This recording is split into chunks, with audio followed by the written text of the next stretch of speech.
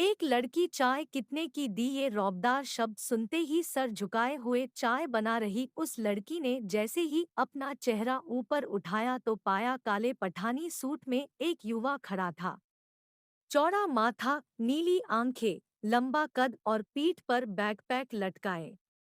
उसकी आवाज बड़ी सर्द थी। लड़के का उसका मासूम चेहरा देखकर गुस्सैल स्वर ठंडा पड़ने लगा, पर लड़की का दिमाग गर्म हो गया और जब उसके गुलाब से होंठ खुलने को आतुर हुए तो आगंतुक का मुंह खुला का खुला रह गया और वो अपनी पलकें झपकाना ही भूल गया। पुराने काश्मीरी फेरन में लिपटी उस लड़की के चेहरे में कुछ तो बात थी। उसका चंपई रंग जैसे दूध में केसर घुला हो और बड़ी बड़ी आंखें बिन कहे बहुत कुछ बोल जाती।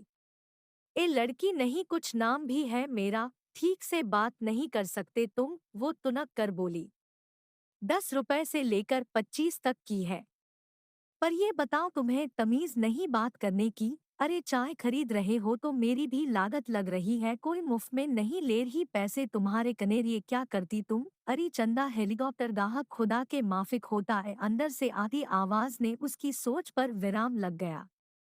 माफ करना साहब बिन मोमबाप का बच्ची, उस बुजुर्ग रहमत बाबा ने दोनों हाथ जोड़ दिए और आफताब उसकी लकड़ी की दुकान से चाय पीकर थोड़ी साथियों के लिए लेकर घने जंगल में लंबे डग भरते हुए गुम हो गया। पर वो जंगल के साथ कनेर में भी गुम हो गया था। धीरे धीरे अब वो अपने साथियों के साथ उधर चाय पीने आने लगा। आए दिन होने वाली मुलाकातों और उसके अच्छे व्यवहार के सामने अकड़ू कनेर के तेवर भी नरम पड़ने लगे। अब लकड़ी की बेंच पर लड़कों का झुंड चाय पीते पीते रहमत बाबा से थोड़ा खुलने लगा था। बाबा, ये लड़की आपकी बेटी है? आफताब ने फुसफुसा कर पूछा। रहमतोए लाले दी जान, बेटी से बढ़कर ए मेरे जिगरी यार की अमानत है। इसका बाप मेरा बड़ा जिगरी यार था, सीना ठोकते हुए फौजी था मेरा यार। फौजी? आफताब था का क्या मतलब है चाचा? अब नहीं है, लड़ाई में घायल हुआ और ऊपर वाले को प्यारा हो गया। सकी वर्दी आई थी घर और ये कनेर इसकी माँ की गोद में महीने भर की ही थी। ये खबर सुनकर वो सदमे में आ गई और चल बसी। बस आखिरी बखत में जिम्मेदारी दे गई इसकी। दुकान के पास ये दरख्त देख रहे हो कनेर का, इसी के नीचे ये झूले में पड़ी रहती थी। इसीलिए मैंने इसका नाम कनेर रखा। इसका चेहरा उतना ही पाकीज़ा जो है। कहकर रहमत का मन थोड़ा उदास हो गया।